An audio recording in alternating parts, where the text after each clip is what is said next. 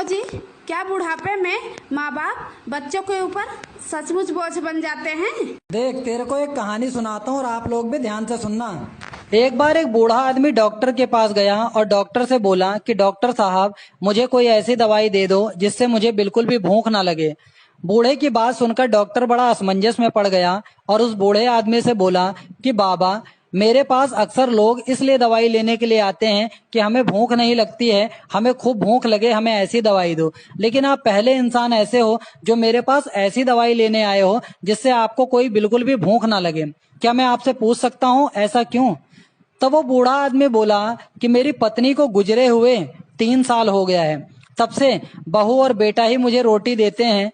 इस बुढ़ापे की उम्र में मेरा खाने पीने को बहुत मन करता है। कभी रोटी, कभी चावल, कभी कुछ ना कुछ मेरा खाने पीने को मन करता रहता है।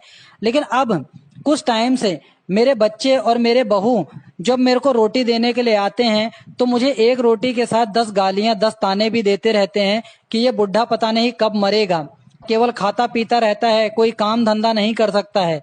कई बार मुझे बहुत रोना भी आ जाता है अपने बच्चों की इन बातों को सुनकर कि जिनके लिए मैंने इतना कुछ किया, आज वो बुढ़ापे में मुझे 2 रोटी देते समय 20 गालियां भी दे देते हैं।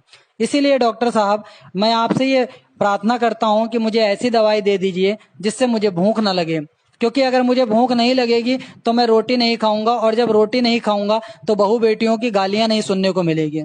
डॉक्टर की आंखों में आंसू आ गए। डॉक्टर ने उस बूढ़े आदमी को ऐसी दवाई दी जिससे उस बूढ़े आदमी को भूख लगना बिल्कुल बंद हो गई। अब वो बूढ़ा आदमी बिल्कुल भी खाना नहीं खाता था। धीरे धीरे उसने खाना पीना बिल्कुल छोड़ दिया और थोड़े ही टाइम के बाद उसकी मौत हो गई। उस बूढ़े आदमी की मौत हो जाने के बाद उसके बच्चों ने उसकी मृत्यु का एक बहुत बड़ा भोज रखा और खूब सारे लोगों को बुलाया, और जो भी आता उसको बोलते कि हमारे पिताजी तो भगवान के समान थे, न जाने हमें क्यों छोड़कर चले गए। तो उस बूढ़े आदमी की आत्मा क्या बोल रही है? हे भगवान, जब तक मैं जिंदा था मुझे रोटी रोटी का मोहताज बना रखा था, और मेरे मर जाने के बाद आज पूरे जमाने के लिए लंगर करा रहे हैं। जब तक मैं जिंदा था कभी मेरे बच्चों ने मुझे बाप नहीं समझा, और आज दुनिया वालों के सामने मुझे भगवान बता रहे हैं।